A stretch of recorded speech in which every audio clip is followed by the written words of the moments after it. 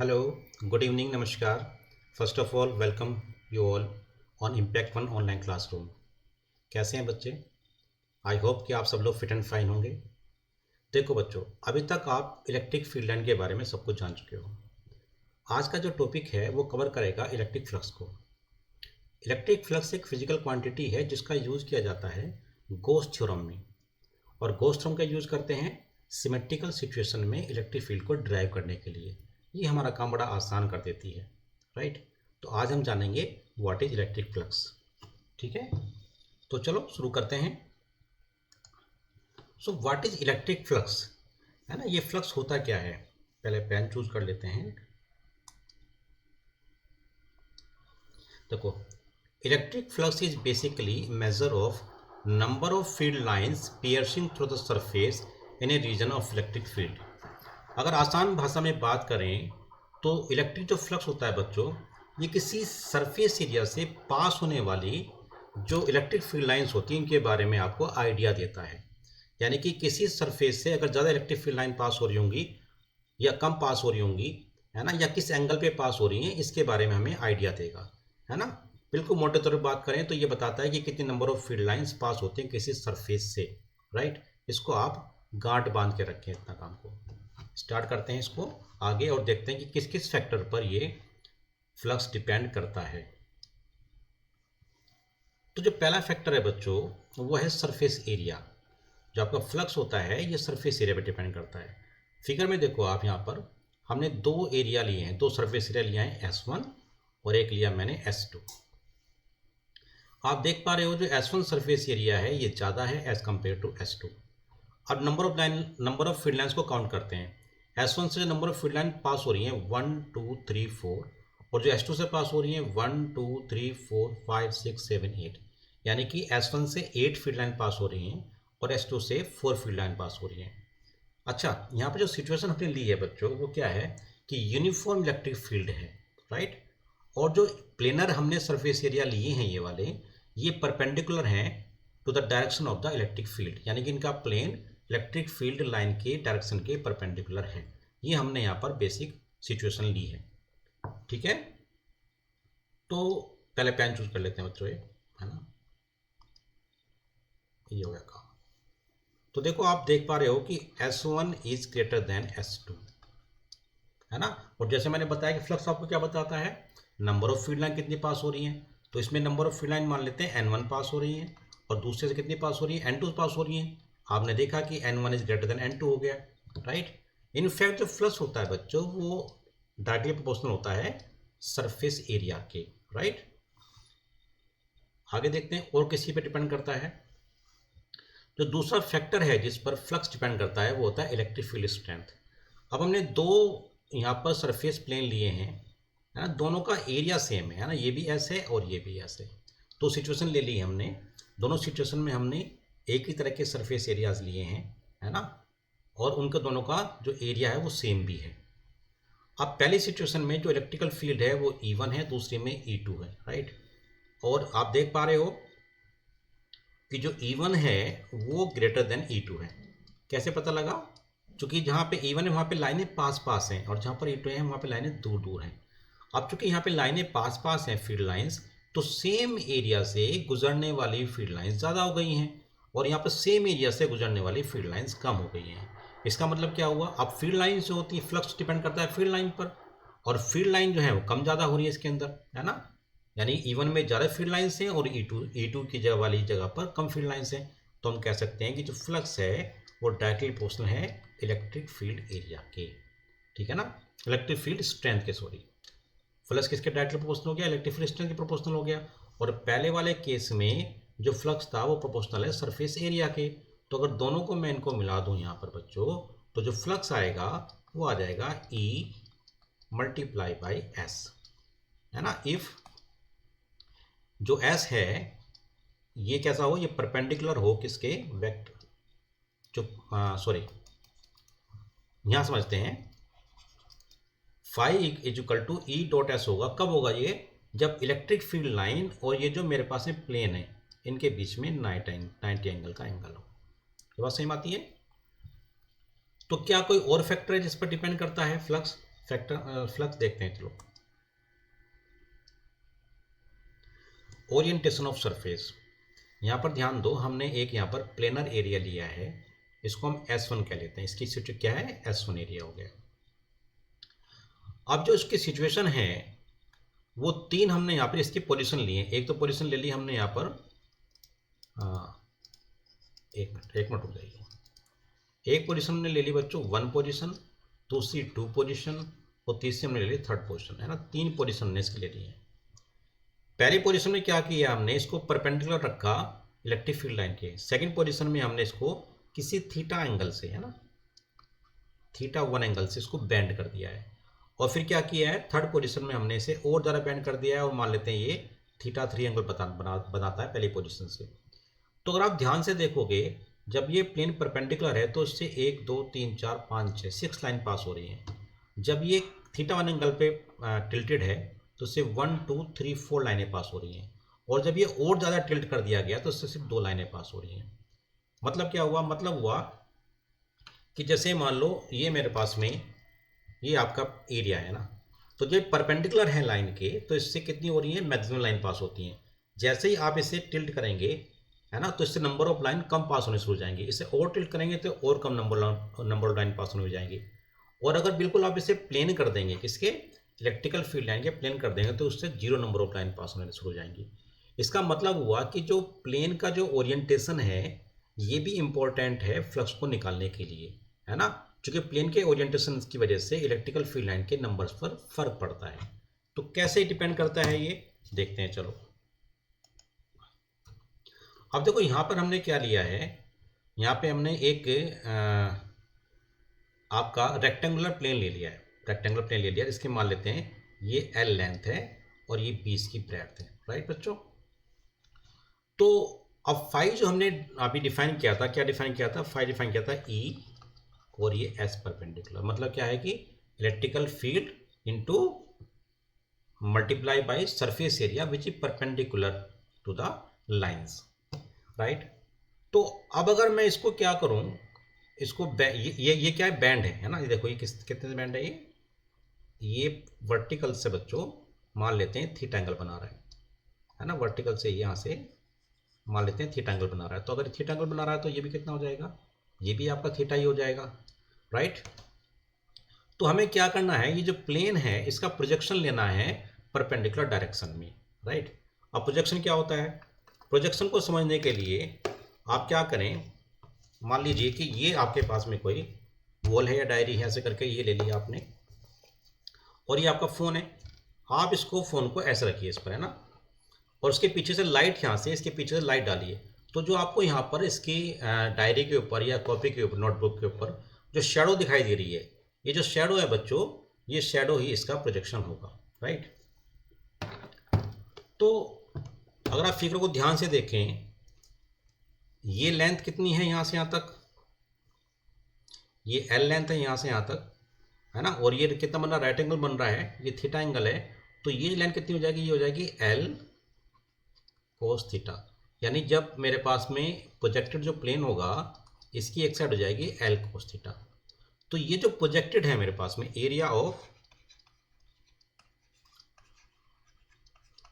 Projected plane is equal to कितना आ जाएगा मेरे पास में, ये साइड कितनी होगी बच्चों, L cos थीटा, और ये तो सेम ही रहने वाली है, ये B होगी।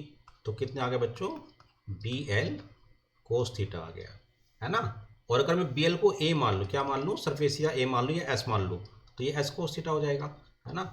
जैसे इसका सरफेस एरिया कितना होगा मेरे पास में, S इक्वल टू BL, और इसका कितना आएगा मेरे पास में, इसका आएगा मेरे पास में SL cos थीटा। तो हमें चाहिए इसका सरफेस एरिया, राइट। तो फाई कितना आया इससे आया, देखो ES परपेंडिकुलर, तो electric field into S cos theta, right. इसको हम वेक्टर फॉर्म में लिखें तो कह सकते हैं कि फाई जो स्केलर क्वांटिटी, फाई क्या बच्चों, एक स्केलर क्वांटिटी है, और फाई को हम लिख सकते हैं vector E dot vector S।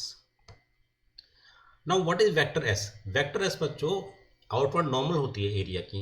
यानी किसी भी प्लेनर जो एरिया है मेरे पास, सरफेस एरिया है, उसका जो सरफेस वेक्टर, जो एरिया वेक्टर होगा, वो क्या होगा, परपेंडिकुलर होगा to the plane of the area. जैसे कि इस केस में देख पा रहे हो कि ये मेरे पास में मैंने यहाँ पे वेक्टर एस डाल रखा है। तो वेक्टर एस क्या है, वेक्टर एस शो करता है इस एरिया की डायरेक्शन, जो कैसी होती है, हमेशा आउटवर्ड नॉर्मल होती है, यानी कि ये प्लेन से हमेशा 90 डिग्री बना रही होगी, राइट। तो जो ये एंगल थीटा एंगल होगा, वही थीटा एंगल कहाँ से कहाँ बीच में होगा, इलेक्ट्रिकल फील्ड लाइन और एस के बीच में होगा, राइट। चलिए आगे देखते हैं। तो इलेक्ट्रिक फ्लक्स बच्चों क्या है कि स्केलर क्वांटिटी है, लिखते हैं electric flux is a scalar quantity. अब अगर ये स्केलर क्वांटिटी है तो हम इसको ऐड कर सकते हैं, कर सकते हैं, ठीक है ना। अगर किसी सरफेस में एक से ज़्यादा मेरे पास में एलिमेंट्स होंगे, तो नेक्स्ट पॉइंट लिखते हैं, in case surface has n part, कि सरफेस में n अलग पार्ट्स हैं और उनसे जो फ्लक्स जा रहा है through them phi1 phi2 up to phi1 flux पास होता है, सब अलग अलग पास से, है ना। कि सरफेस के n पार्ट्स हैं और हर एक पार्ट से अलग अलग फ्लक्स पास हो रहा है। जैसे पहले से F5 आ रहा है, दूसरे से Phi2 आ, जैसे Phi3 आ रहा है। अब चूंकि फ्लक्स एक स्केलर क्वांटिटी है तो हम इसको सिंपली ऐड कर सकते हैं। तो जो टोटल फ्लक्स पास हो रहा होगा वो आ रहा होगा Phi1 प्लस Phi2, और सबको ऐड कर दीजिए, आपका ये आपका टोटल फ्लक्स आ जाएगा, ठीक है बच्चों। तो ये इलेक्ट्रिक फ्लक्स के बारे में थोड़ा सा हुआ। अभी तक जो हमने फ्लक्स देखा बच्चों, वो निकाला हमने प्लेन, है ना। जब हमने सरफेस एरिया कैसे, सरफेस कैसे लिया, प्लेन लिया। लेकिन अगर सरफेस कर्व सरफेस होगा, है ना, सरफेस कर्व ऐसे करके कर्व लिए वो, तो कर्व सरफेस में जो एरिया वेक्टर होगा उसकी डायरेक्शन अलग अलग होगी। जैसे यहाँ पे देखो, ध्यान से दो, यहाँ पे मान लो ये एक एलिमेंट यहाँ पर हमने ले लिया, है ना। तो इस एक एलिमेंट में मान लेते हैं आपका एरिया वेक्टर ऐसे है ना, और इलेक्ट्रिक फील्ड मान लेते हैं यहाँ पर ऐसे जा रहा है ना। यहाँ पर भी मान लेते हैं कि इलेक्ट्रिक फील्ड अगर सेम है तो ऐसे ही जा रहा होगा, अगर यूनिफॉर्म होगा इस एरिया में। और एरिया वेक्टर मान लेते हैं यहाँ पर ये ऐसे करके आ रहा होगा एरिया वेक्टर, ठीक है, बात सही हमारी है। चलो इसको ds मान लेते हैं, तो ds1 ds2 हो गया यहाँ पर, है ना। और इसको हम ds1 मान लेते हैं तो ds1 हो गया।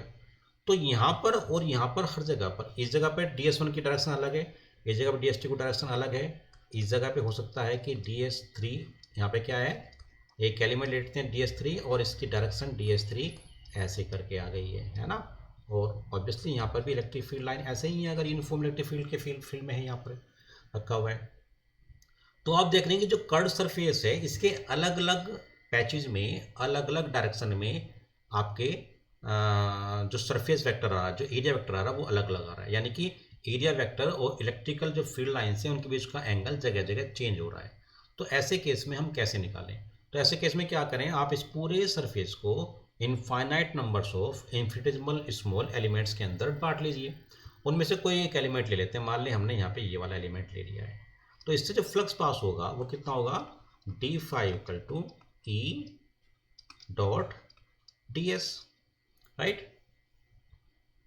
E इलेक्ट्रिकल फील्ड स्ट्रेंथ है इस पोजीशन पर, और ds क्या है, इस पैच का या इस एलिमेंट का एरिया वेक्टर है, ठीक है ना।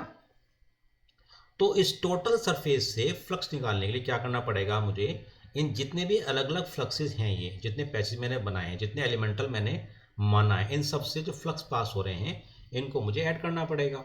ये एडिशन कैसे करेंगे, जब इनफाइनाइट नंबर है तो हम वेक्टर किससे करते हैं, इंटीग्रेशन से करते हैं। अगर मेरे पास में फाइनाइट नंबर ऑफ एलिमेंट्स होंगे तो मैं क्या लगाऊंगा, सुपरपोजिशन, ऐड कर दूंगा Phi1 plus Phi2 plus Phi3 plus Phi4। लेकिन अगर इनफाइनाइट नंबर ऑफ पैचेज होंगे या एलिमेंट्स होंगे तो क्या करना पड़ेगा, मुझे इंटीग्रेशन लगाना पड़ेगा ऑन द होल सरफेस। कैसे करेंगे इसे, फाई आ जाएगा मेरे पास में बच्चों E डॉट ds, और इसे इंटीग्रेशन कर दीजिए ओवर एंटायर सरफेस। तो ऐसे करके आप किसी कर्व सरफेस से फ्लक्स निकाल सकते हैं। नेक्स्ट देखते हैं। अच्छा, अब बात है फ्लक्स और क्लोज सरफेस। क्लोज सरफेस से फ्लक्स कैसे जाता है। अब क्लोज सरफेस क्या होता है, इसको समझते हैं एक चीज से। मान लीजिए ये आपके पास में कोई ऑब्जेक्ट है, सिलेंड्रिकल है ना, ऐसे कर देख पा रहे हो आपसे। तो ये चारों तरफ से बंद है, ये कर्व सरफेस है, इसका क्लोज है ना, ये बॉटम है ये भी क्लोज है, और यहाँ पे लिड लगे ये भी क्लोज है, तो क्या कहेंगे क्लोज सरफेस कहेंगे। अगर मैं इसको ओपन कर देता हूँ बच्चों ऐसे करके ना, ये लिड अलग कर दी मैंने, तो क्या ये क्लोज सरफेस है? नहीं, अब ये कैसा है, ये ओपन सरफेस हो गया, चूंकि ये ओपन हो चुका है। तो क्लोज सरफेस क्या होता है, जो पूरी तरह से क्लोज हो चारों तरफ से, उसे कहेंगे क्लोज सरफेस। फॉर एग्जाम्पल ये आपका माउस है, तो माउस को अगर आप ध्यान से देखेंगे तो ये चारों तरफ से क्लोज है, कहीं से ओपन नहीं है ना, तो उसको क्या कह सकते हैं हम, इसको हमें क्लोज सरफेस कह सकते हैं। तो क्लोज सरफेस से है ना कैसे हम निकालेंगे फ्लक्स, देखते हैं बच्चों। तो क्लोज सरफेस पे ध्यान दो, यहां पर भी अगेन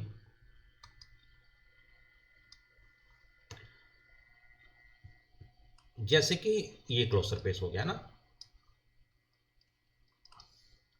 अब मैंने यहाँ पे एक एलिमेंट ले लिया है, ठीक है ना, मान लेते हैं कौन सा, DS1 एलिमेंट है, और DS1 एलिमेंट की जगह पर इलेक्ट्रिक फील्ड जो लाइन है ऐसे करके मेरे पास में आ रही है यहाँ पर, और जो ये एरिया वेक्टर आ रहा है बच्चों, ये DS1 ऐसे आ रहा है, समझो इस बात को। एक दूसरा मैंने एलिमेंट लिया है, जैसे हमने पहले केस में किया था कट वाले में, इसे क्लोज में करने वाले हैं ना, हम अलग अलग रीजन में अलग अलग एलिमेंट ले लेंगे, और उन एलिमेंट की वजह से क्या निकालने वाले हैं हम, उन रीजन्स का या उन एलिमेंट्स का अलग अलग फ्लक्स निकालने वाले हैं, ठीक है ना। अब मान लेते हैं इस वाली जगह पर, इस जगह पर ये सेकंड एलिमेंट है, और जहाँ पर सेकंड एलिमेंट है मान लेते हैं यहाँ पर इलेक्ट्रिकल फील्ड लाइन इस तरह से अंदर आ रही है, कैसे अंदर आ रही है, और जो एरिया वेक्टर है मान लेते हैं वो ऐसे करके है, ये DS2 हो गया, अगर ये DS2 एलिमेंट है, और यहाँ पर ये E आ गया, ठीक है।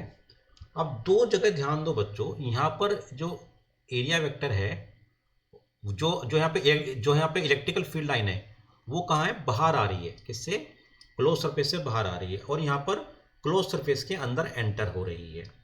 दोनों केसेस में जो फ्लक्स हैं, जब ये बाहर आ रही होगी तो फ्लक्स होगा पॉजिटिव, ठीक है ना, और जब ये अंदर जा रही होगी फ्लक्स होगा नेगेटिव। ऐसा क्यों होगा, जब इलेक्ट्रिकल फील्ड लाइन बाहर आ रही होगी तो इलेक्ट्रिकल फील्ड लाइन और एरिया वेक्टर के बीच में जो थीटा एंगल बन रहा होगा बच्चों, ये हमेशा कैसा बनेगा, हमेशा एक्यूट एंगल ही बनेगा। अब एक्यूट एंगल बनेगा तो कोस थीटा जब एक्यूट होता है तो उसकी वैल्यू पॉजिटिव होती है, और जब इलेक्ट्रिकल फील्ड लाइन अंदर आ रही होगी, है ना, क्लोज सरफेस में अंदर की तरफ आ रही होगी, तो उस टाइम पर जो एंगल बनेगा वो हमेशा कैसा होगा, वो बच्चों हमेशा ऑब्ट्यूस एंगल ही होगा। ऑब्ट्यूस एंगल मतलब जो थीटा होगा ग्रेटर देन 90 होगा, ऐसे करके, और स्मॉलर देन 180 होगा, है ना, ऐसे कर सकते हैं, या इसको ऐसे लिख सकते हैं 90 small than theta small than 180, angle कुछ यहाँ बढ़ने वाला है। तो इस रेंज में आप जानते हैं कि जो कोस थीटा नेगेटिव होता है, सेकंड क्वाड्रेंट में कोस कैसा होता है, नेगेटिव होता है, तो यहाँ पे नेगेटिव होता है, तो इलेक्ट्रिक जो फ्लक्स होगा बच्चों कैसे आएगा, वो नेगेटिव आ जाएगा। तो आप दो चीज़ ध्यान रखो कि अगर किसी क्लोज सरफेस में, इस क्लोज सरफेस में इलेक्ट्रिकल फील्ड लाइन अंदर एंटर कर रही है, तो जिस सरफेस पर अंदर एंटर कर रही होगी फील्ड लाइन, उस जगह पर जो फ्लक्स आएगा वो नेगेटिव आएगा, है ना, और जहाँ से बाहर निकल रही होगी, जहाँ से बाहर निकल रही होगी वहाँ हमेशा कैसा होगा, पॉजिटिव होगा, क्योंकि आउटवर्ड नॉर्मल होगी उसकी एरिया की, और इलेक्ट्रिक फील्ड भी लाइन भी जो बाहर की तरफ आ रही है, तो उनके बीच में एक्यूट एंगल बनेगा, तो ये कैसा हो जाएगा, पॉजिटिव हो जाएगा। याद रहेगा आपको, बस इतनी सी बात है। तो फ्लक्स और क्लोज पे कैसे निकालेंगे हम, यहाँ पर अलग अलग रीजन में अलग अलग निकालने वाले हैं हम यहाँ पर, और इसमें चूंकि क्लोज्ड है तो इसमें इंटीग्रेशन करेंगे हम कैसे, किसी एक से ले लेंगे ये निकालने के लिए। तो ये मान लो मेरे पास में E.ds आ गया, और ये एक राउंड राउंड लगा देंगे, ये राउंड राउंड क्या है, और द क्लोज सरफेस, पूरे सरफेस पर, क्लोज सरफेस के ऊपर इंटीग्रेशन करेंगे हम, राइट। तो फ्लक्स ओवर क्लोज सरफेस में दो चीज़ याद रखेंगे कि क्या इलेक्ट्रिक फील्ड लाइन अंदर आ रही है और क्या उससे बाहर आ रही है। देखो ऐसा भी हो सकता है कि इलेक्ट्रिकल फील्ड लाइन से बाहर ही आ रही हो, मान लो इसके अंदर एक चार्ज अंदर रखा हो, यहाँ पर हमने एक पॉइंट चार्ज अंदर रख दिया है और उसे बंद कर दिया है, तो जो अंदर पॉइंट चार्ज होगा बच्चों उसकी वजह से जो फील्ड लाइन्स आ रही है तो सारी बाहर निकल रही होंगी, है ना, बाहर निकल रही होंगी चारों तरफ से, तो इसके हर एक सरफेस से फील्ड लाइन्स निकल रही होंगी, तो इससे जो फ्लक्स पास हो रहा होगा वो पॉजिटिव ही होगा। लेकिन अगर चार्ज यहाँ बाहर हो, है ना, अगर चार्ज यहाँ बाहर हो तो इससे जो इलेक्ट्रिकल फील्ड लाइन निकलेंगी चार दिशाओं में, उसमें से यहाँ पे एंटर हो रही होंगी और यहाँ से बाहर निकल रही होंगी, राइट है ना। तो यहाँ पर नेगेटिव आ रहा होगा और यहाँ पे पॉजिटिव आ रहा होगा, कितना आ रहा होगा ये क्वेश्चंस करेंगे तब बताएंगे आपको, है ना, अलग अलग सिचुएशन में। नेक्स्ट देखते हैं फ्लक्स थ्रू ए बॉक्स। अब एक बॉक्स ले लेते हैं और इस बॉक्स से हम फ्लक्स को निकालने की कोशिश करते हैं, है ना। और ये कैसा बॉक्स बच्चों, क्लोज बॉक्स है ना। मान लेते हैं कि जहाँ पर ये बॉक्स रखा है यहाँ पर इलेक्ट्रिक जो फील्ड है वो कितना है, ई है, और यूनिफॉर्म इलेक्ट्रिक फील्ड के अंदर रखा हुआ है, ठीक है। इसका जो क्रॉस सेक्शन है स्क्वायर मान लेते हैं, तो इसको भी हम एल ले लेते हैं और इसको भी हम एल ले लेते हैं, ठीक है।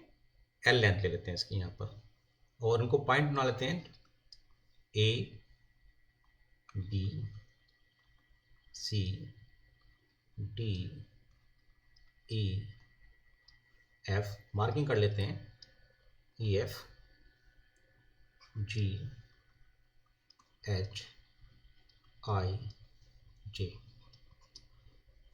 अब देखो ये जो मेरे पास में बॉक्स रखा है उसकी शेप कुछ इस तरह की है ना, यहाँ पर तो बंद है, यहाँ पर ये भी बंद है, यहाँ पर, और ये भी क्लोज है, ये भी क्या है, ये भी सब क्लोज है यहाँ पर ऐसे करके, है ना। और यहाँ पर ये टेपर्ड है, ये साइड टेपर्ड है, ठीक है ना, और ये सब यहाँ पे क्लोज, ये क्लोज बॉक्स है ऐसे करके। ये क्लोज बॉक्स किसी ऐसे रीजन में रखा हुआ है इलेक्ट्रिक फील्ड के जहाँ पर इलेक्ट्रिक फील्ड यूनिफॉर्म है। आपको इसके अलग अलग सेक्शन से जो फ्लक्स पास हो रहा है ये बताना है ना। तो मान लेते हैं इन सेक्शन को नाम दे लेते हैं, ठीक है ना। चलिए नेमिंग कर लेते हैं सेक्शंस की। जो ये वाला है इसको 1 कह लेते हैं, ठीक है ना। और इसको जो ये टेपर्ड वाला है इसको हम 2 कह लेते हैं। जो डाउन साइड में है इसको 3 कहते हैं, जो अप साइड में है इसको हम 4 कहते हैं, राइट है। और जो साइड बन रहा है इधर वाला इसको हम क्या कह रहे हैं, इसको हम 5 कह लेते हैं। और जो ये बन रहा है यहाँ पर इसको हम 6, ये 6 फेसेस हो गए हैं, ठीक है, बात सही हमारी है।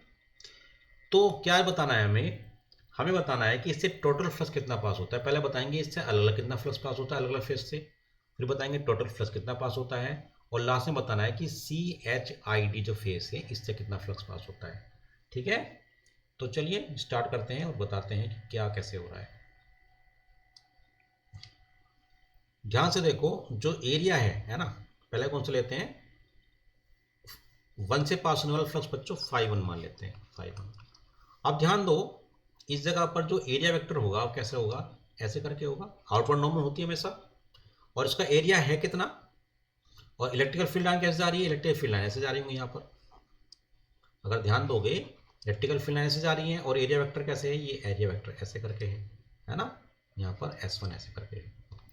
तो यानी कि इलेक्ट्रिकल फील्ड लाइन यहाँ पे एंटर कर रही है। तो एरिया वेक्टर में और फील्ड लाइन वेक्टर में कितना अंतर हो गया, 180 का हो गया। और ये कितना होता है मेरे पास में, ES1 कोस थीटा, ये तो कांस्टेंट है, S1 हो गया L स्क्वायर, और ये कितना हो गया कोस 180, तो कितना हो गया -EL², ये 5। इस फेज पर फ्लक्स कितना होगा, -EL² होगा, राइट। चलिए अब देखते हैं नंबर 3 पर। नंबर 3 पे क्या है, 5-3। अब ध्यान दो नंबर 3 कैसे, ऐसे करके है ना, ऐसे करके नंबर 3 यहाँ पर। तो इसका एरिया वेक्टर कैसे आ रहा है, आउटवर्ड नॉर्मल ऐसे आ रहा होगा, DH3। और यहाँ पर इलेक्ट्रिक फील्ड लाइन कैसी है, इलेक्ट्रिक फील्ड लाइन ऐसे हैं। तो राइट एंगल कितना एंगल हो गया, राइट एंगल होगा 90 डिग्री, और 90 डिग्री पे कितना होता है, 0 होता है। तो 5 से कितना आ गया, 0 हो गया।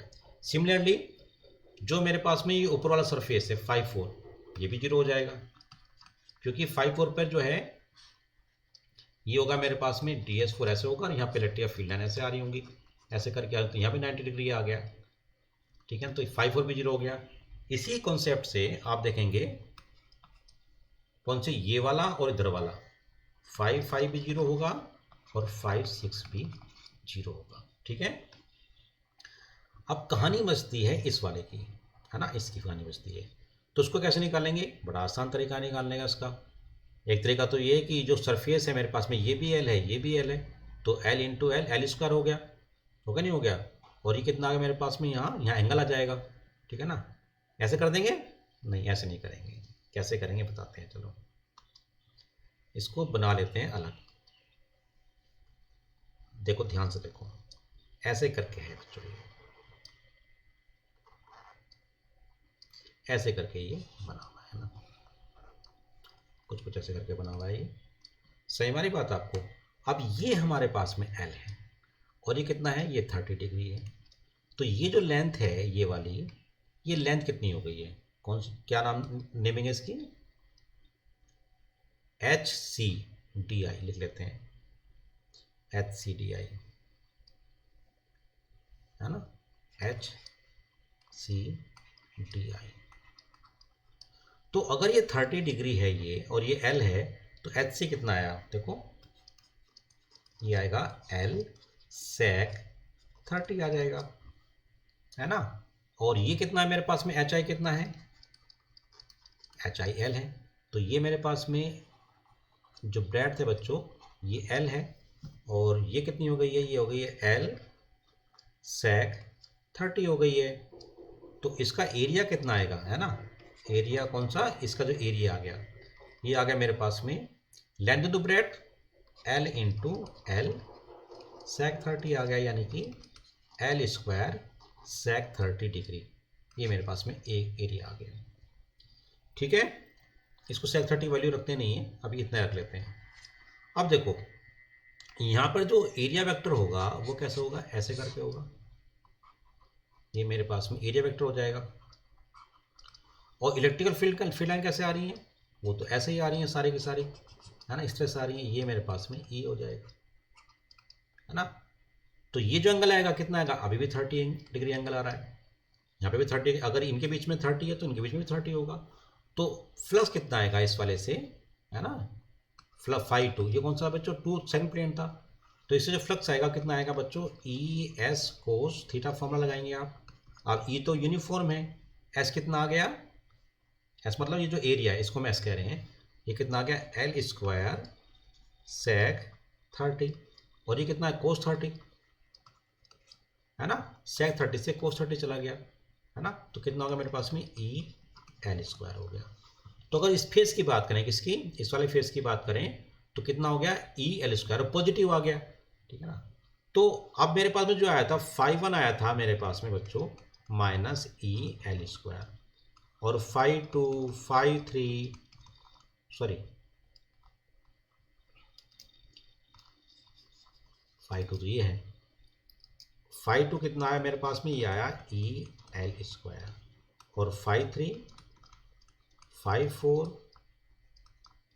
φ5 और φ6 सारे कितने हैं, 0 आए। तो टोटल कितना आ गया मेरे पास में, स्केलर क्वांटिटी सबको ऐड कर दो तो कितना आ जाएगा, minus CL square plus CL square plus 0 0 हो गया। यानी कि जो टोटल फ्लक्स पास हो रहा होगा इससे कितना पास हो रहा है, 0 पास हो रहा है। इस बॉक्स से जो फ्लक्स पास हो रहा होगा टोटल, इस पूरे बॉक्स से फ्लक्स पास हो रहा होगा, कितना पास हो रहा है, 0 पास हो रहा है ना। तो क्या इसको निकालने के लिए हमें इतनी लंबी कैलकुलेशन करने की आवश्यकता थी। अगर आप ध्यान से देखो तो जो फील्ड लाइंस यहाँ से क्रॉस हो रही होंगी इस वाले सरफेस से, वो सेम फील्ड लाइन इससे निकल रही होंगी, उतनी फील्ड लाइन निकल रही होंगी। तो चूंकि जितने number of field line enter कर रही है उतने नंबर ऑफ फील्ड लाइन यहाँ से बाहर निकल रही हैं। जब एंटर करती हैं तो क्या आता है, पॉजिटिव फ्लक्स, नेगेटिव फ्लक्स होता है, और जब बाहर निकलती हैं तो पॉजिटिव फ्लक्स होता है। चूंकि नंबर ऑफ फील्ड लाइंस बराबर हैं इस वाले सरफेस पर भी और इस वाले सरफेस पर भी, तो ये नेगेटिव और ये पॉजिटिव दोनों फ्लक्स बराबर हो जाएंगे, तो क्या हो जाएंगे, 0 हो जाएंगे, ठीक है ना, ऐसे करके। चलिए अब एक और चीज़ देखते हैं, क्या एक बड़ा अच्छा इंपॉर्टेंट पॉइंट है। If the number of field lines passing through two surfaces are same, then flux passing through these surfaces will also be same irrespective of the shape of the surface, है ना, बात same आ रही है। चलो तो मान लेते हैं कि ये ऐसे करके यहाँ पे लाइंस, इस पर इधर से इलेक्ट्रिक फील्ड है और ये यूनिफॉर्म इलेक्ट्रिक फील्ड है ना, यूनिफॉर्म इलेक्ट्रिक फील्ड है, ऐसे करके आ रहा है। पहले लाइन बना लेते हैं बच्चों, ये फील्ड लाइंस बना दी हमने, ऐसे करके एंटर कर रही हैं, और फील्ड लाइन में के बीच में रीजन में ये मेरे पास में प्लेनर सरफेसेस हैं, ठीक है। सबकी शेप अलग अलग है, इन सब की शेप अलग अलग, देखो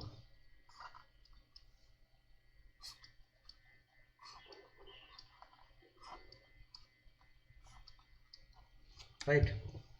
तो ये मेरे पास में शेप अलग है, ये ट्रायंगुलर शेप है, ये मेरे पास में एक रेक्टेंगल है, और ये मेरे पास में सिलेंडर को मैंने हाफ काटा हुआ है, ऐसे करके ना, इस तरह काटा हुआ है। तो इससे जो नंबर ऑफ फील्ड लाइन पास हो रही हैं, same number of field line यहाँ से पास हो रही हैं, same number of field line यहाँ से पास हो रही हैं, same number of field line यहाँ से पास हो रही है। याद रखो ये क्या है, ओपन है, कौन सा है, ये ओपन, ओपन सिलेंडर है ना, यानी इधर से हमने ओपन कर, ये क्लोज नहीं इस साइड से, है ना। मान लो ये पाइप है, कैसा बच्चों, पाइप है, और पाइप को ऐसे करके काटा हुआ है इस तरह से, तो ये ओपन हो जाएगा यहाँ पर। लेकिन अगर मैं इसको बंद कर दूंगा, जिधर पाइप काटा वहाँ पे भी प्लेन जोड़ दूँ, तो ये क्लोज हो जाएगा, है ना। और क्लोज होगा बच्चों, ध्यान रखना, जितनी number of field line enter कर रही है उतनी बाहर निकल रही होंगी, तो यहाँ से फ्लक्स जीरो हो जाएगा। लेकिन क्लोज नहीं है, कैसा है ये, ओपन है, तो ओपन है तो सिर्फ यहाँ से पास हो रही होंगी, है ना। तो इन चारों केसेस में जो फ्लक्स है बराबर अब फ्लक्स है, बजाय कि आप यहाँ पे एरिया को कैलकुलेट करें, है ना, और कई सारे फैक्टर को देखें, कुछ नहीं देखना आपको। क्या देखना है, ये देखना है कि कितनी number of field lines pass हो रही हैं। यहाँ से 4 हो रही है, यहाँ से 4 हो रही है, यहाँ से 4 हो रही है, यहाँ से 4 हो रही है, बस काम खत्म, है ना। फ्लक्स कितना है, बराबर है। चलिए ये क्वेश्चन देखते हैं। The electric field in a region is given by, है ना, वेक्टर से दे रखा है रीजन, जहाँ पे E0 ई नोट की वैल्यू दे रखी है आपको। Find the flux of this field through a rectangular surface area of 0.2 metre parallel to the YZ plane. देखो बच्चों, जब फ्लक्स निकालना होता है दो बातों पर ध्यान देना होता है ना। पहली बात क्या है कि जो ऑब्जेक्ट आपको दिया है उसके क्या पूरे ऑब्जेक्ट से पूछ रहा है या उसके किसी पार्ट से पूछ रहा है, इसको ध्यान देना बहुत ज़्यादा जरूरी है। बहुत कन्फ्यूजन होता है इस चीज़ में ना, बच्चे परेशान हो जाते हैं और आंसर गलत कराते हैं, बल्कि बहुत आसान होता है। तो पहला सबसे पहले क्या ध्यान देना है कि किस ऑब्जेक्ट के किस पार्ट से पूछ रहा है ना। या अगर किसी पार्ट से पूछ रहा है तो उस पार्ट का ही बताना है। अगर मेरे पास में क्लोज सरफेस है और मान लो किसी एक पार्ट से पूछ रहा है तो उसे ओपन माना जाएगा, राइट। और यदि पूरे सरफेस से पूछ रहा है, पूरे ऑब्जेक्ट से पूछ रहा है, तो एक अलग केस बन जाएगा मेरे पास में। तो क्या पूछा है, find the flux of this field through a rectangular surface area 0.2 metre square parallel to the YZ plane, YZ plane. तो अब इसको बना लेते हैं थोड़ा सा, है ना। देखो ये मान लेते हैं हमारे पास में एक x डायरेक्शन हो गई है, ये y डायरेक्शन हो गई है, और ये z डायरेक्शन हो गई है ना। ऐसे करके ये नेगेटिव z हो गई है, नेगेटिव x हो गई, नेगेटिव y हो गई, है ना। तो अब थोड़ा हम प्लेन बना लेते हैं, YZ प्लेन, है ना। Find the flux of this field through rectangular surface area parallel to YZ plane. YZ plane कौन सा, ये वाला होगा, है ना।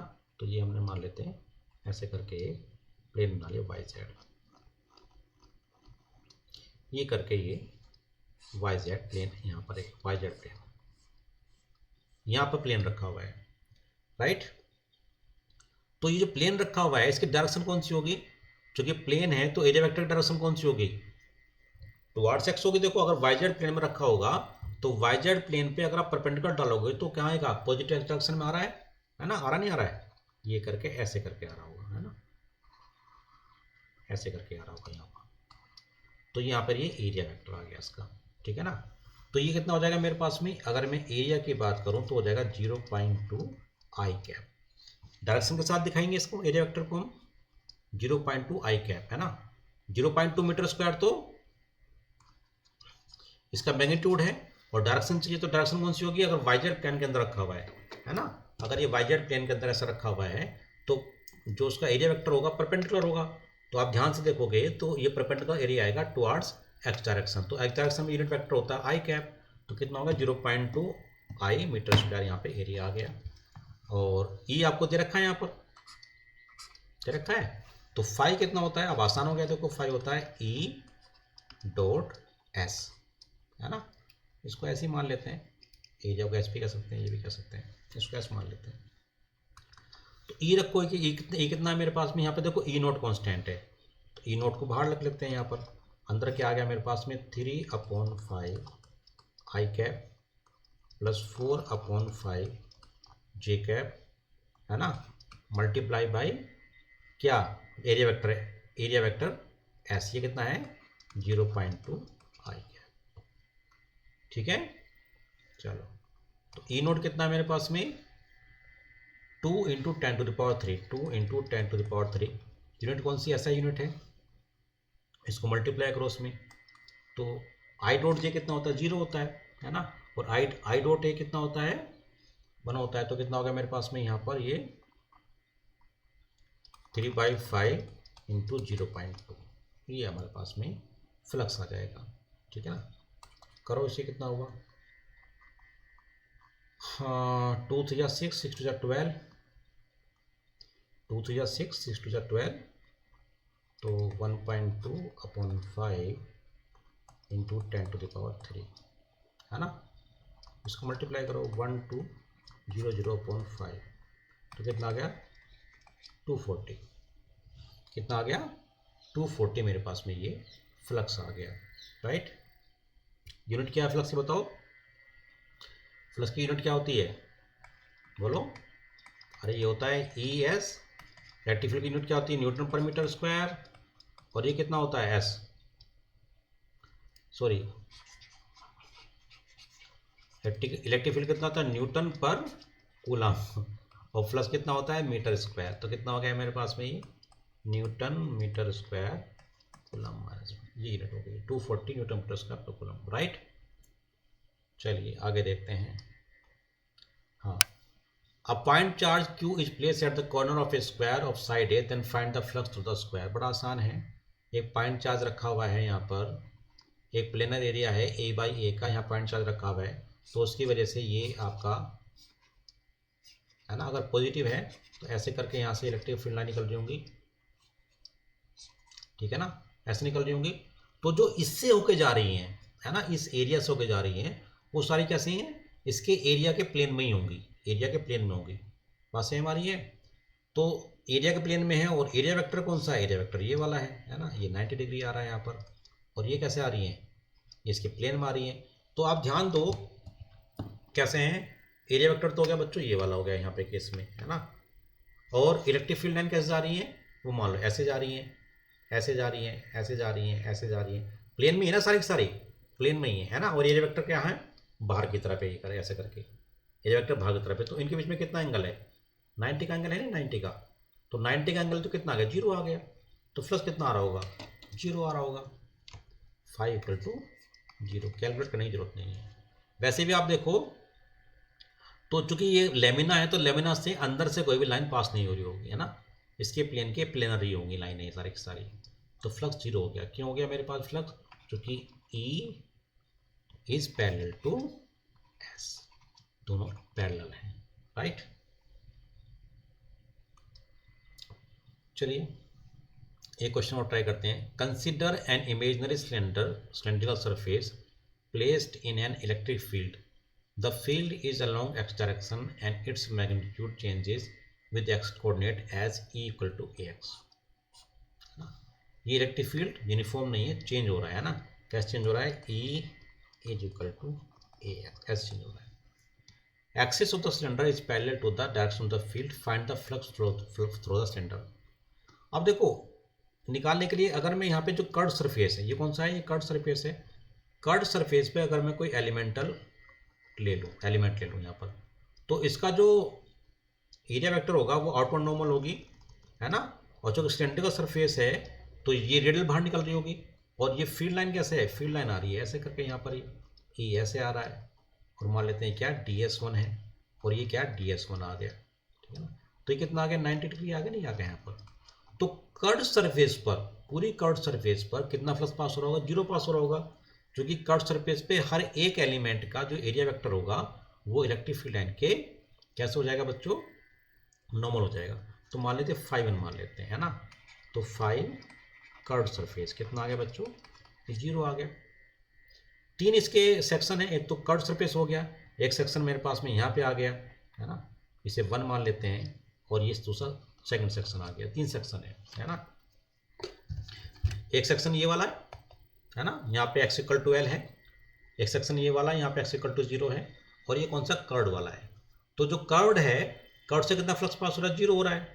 अब यहाँ पे कितना है, यहाँ पे x = 0 है, और यहाँ पे x = L है। तो यहाँ पर जो इलेक्ट्रिकल फील्ड है ना, E1, वो कितना हो गया मेरे पास में, A × x0, 0 आ गया। तो फ्लक्स कितना हो जाएगा, फ्लक्स चूंकि होता है मेरे पास में ES cos θ, और यहाँ पे E 0 है, तो कितना आ गया, यहाँ पे 0 आ गया। क्योंकि यहाँ पे E 0 है, तो ये 0 आगे नहीं आ गया। तो इससे कितना फ्लक्स पास हो रहा है, इससे फ्लक्स हो रहा है 0 पास। तो कर्ड सरफेस से भी 0 और इससे भी 0।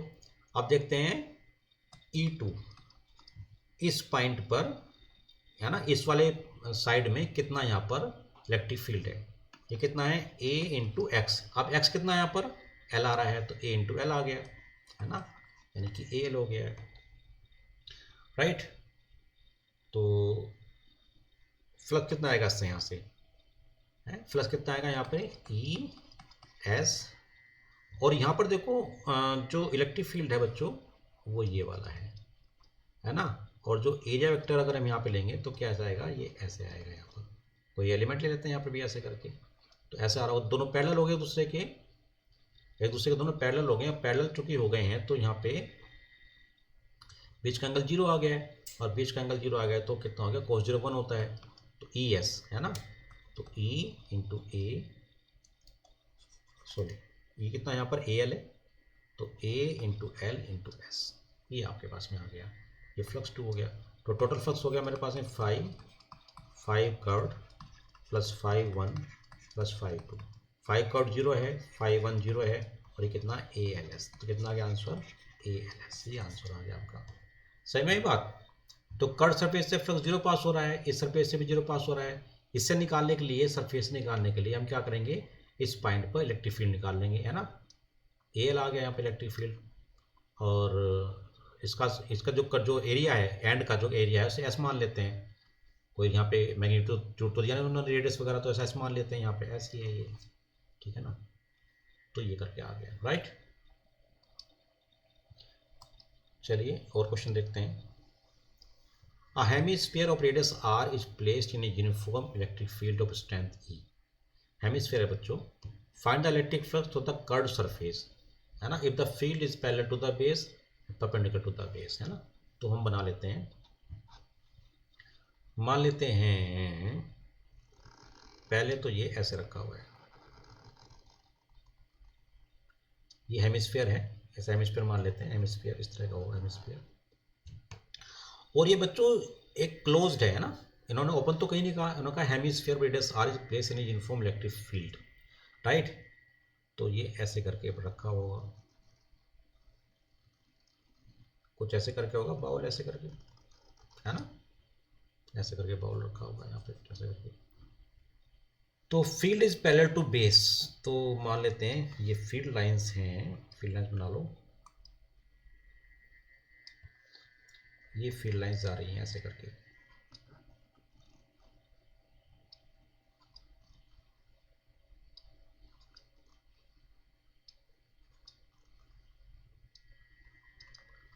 ठीक है। सेकंड जो पोजीशन है वो कैसे रखा हुआ है, परपेंडिकुलर टू द बेस। अब बेस ऐसे हो गया है और ये ऐसे कर दिया गया है, राइट। इस केस में जो फील्ड लाइन से कैसी हैं वो, ये परपेंडिकुलर आ रही है, देखो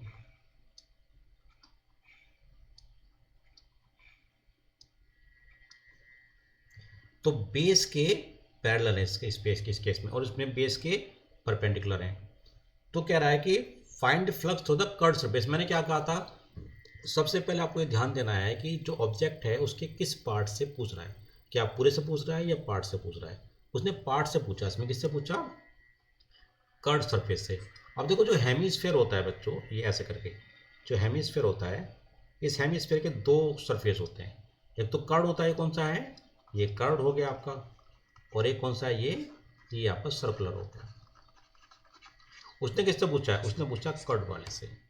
तो यहाँ पे ध्यान दो, पहले पार्ट में ना, पहले पार्ट में ध्यान दो, ये जो कर्व्ड सरफेस में जितना यहाँ से एंटर कर रही है, देखो यहाँ पे एंटर कर रही है फील्ड लाइंस, उतनी ही फील्ड लाइंस यहाँ पे कर्व्ड से निकल रही होंगी।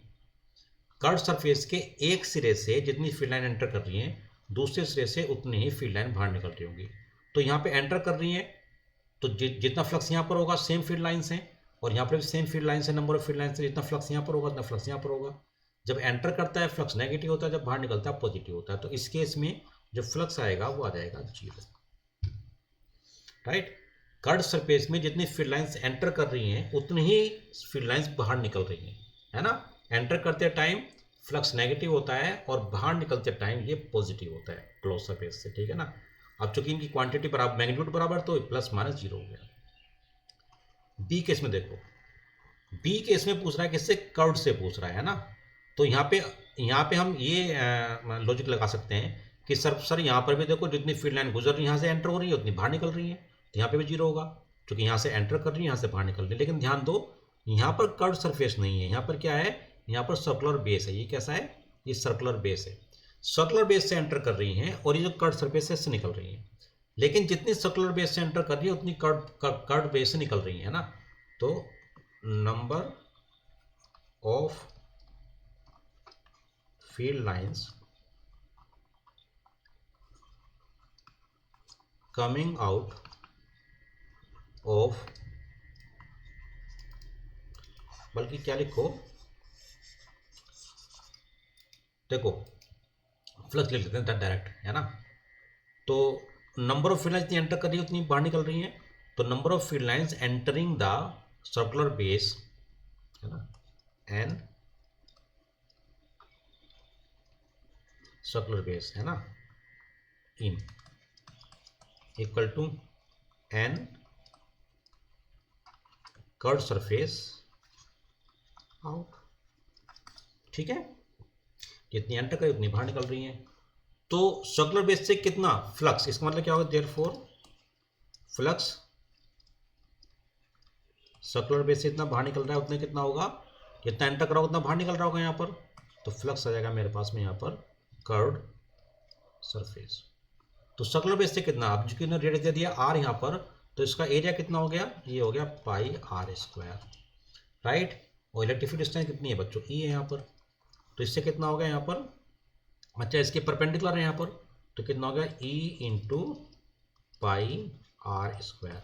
तो हो जाएगा 5 थ्रू कर्व सरफेस, है ना। तो कितना आंसर आ गया, 5 through curve surface equal to E into pi R square, ये आंसर आ जाएगा। सही में बात। तो यहाँ पे जो इसमें ट्विस्ट था वो था कि कर्व सरफेस से पूछा, ना कि पूरे ऑब्जेक्ट से। अगर पूरे से पूछ रहा होता तो यहाँ पे भी जीरो आता है, क्योंकि जितनी नंबर ऑफ फील्ड लाइन्स यहाँ से एंटर कर रही है उतनी यहाँ बाहर निकल रही हैं, राइट है। लेकिन ये सर्कुलर से एंटर कर रही हैं और कर्व से बाहर निकल रही हैं। अब चूंकि जितनी एंटर कर रही हैं उतनी बाहर निकल रही है, तो जितना फ्लक्स यहाँ पर होगा उतना ही फ्लक्स यहाँ पर भी होगा, राइट है। और यहाँ पर फ्लक्स कैसा है, चूंकि बाहर निकल रही है तो यहाँ पर पॉजिटिव फ्लक्स होगा। तो हमें क्या निकालना है, विदाउट साइन ही फ्लक्स निकाल लीजिए, यहाँ पर कितनी एंटर कर रही है सर्कुलर बेस पे, है ना। इसमें फ्लक्स कितना हो जाएगा, इसका area multiply by electric field, है ना। क्यों होगा, चूंकि इलेक्ट्रिकल फील्ड लाइन और एरिया का जो प्लेन है दूसरे के परपेंडिकुलर है। ठीक है बच्चों, तो ऐसे करके आप इसे निकाल सकते हैं, है ना। एक मिनट रुकिए, जरा एक चीज़ चेक करनी है मुझे। यहाँ पे ये पैरेलल नहीं है, क्या है, परपेंडिकुलर है। E is perpendicular to S, ऐसे करके, ठीक है ना, ऐसे करके परपेंडिकुलर है। क्योंकि ये यहाँ पे इलेक्ट्रिक फील्ड लाइन ऐसे करके आ रही होंगी और ये 90 डिग्री परपेंडिकुलर है। क्योंकि पैरेलल के केस में बच्चों को 0 1 आता है, तो ई परपेंडिकुलर टू एस ऐसे करके याद रखेंगे, ठीक है। तो आई होप कि आपको ये सेशन समझ में आ गया होगा। इलेक्ट्रिक फ्लक्स को आप अच्छे से अपने समझ में आ गया आपको। और इस इलेक्ट्रिक फ्लक्स का यूज़ करने वाले हैं अब हम गॉस थ्योरम को, है ना। तो गॉस थ्योरम का यूज़ करेंगे इलेक्ट्रिक फील्ड निकालने के लिए इन सर्टेन सिमेट्रिकल सिचुएशंस। तो उसके लिए इलेक्ट्रिक फ्लक्स निकालना बहुत ज़्यादा जरूरी था, राइट। कुछ क्वेश्चंस इसके गॉस में भी हम करेंगे, गॉस थ्योरम में। चलिए नेक्स्ट टाइम मिलते हैं, तब तक take very good care of yourself.